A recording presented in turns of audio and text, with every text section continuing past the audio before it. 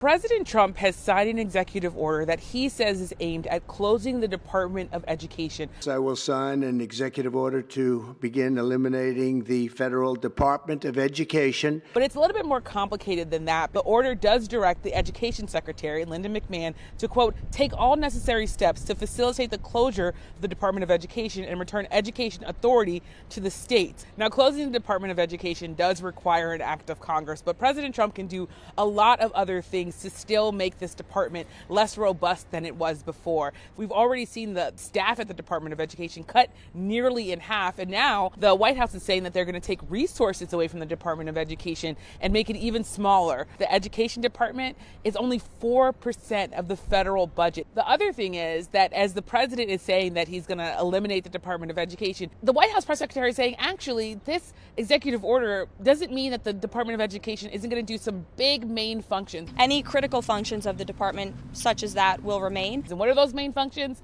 First, there's student loans, which is a big part of what the Department of Education does. The Department of Education is going to continue to deal with Title I. They're also going to continue to make sure that students who are disabled, that they get what they need, which is also a key function of the Department of Education.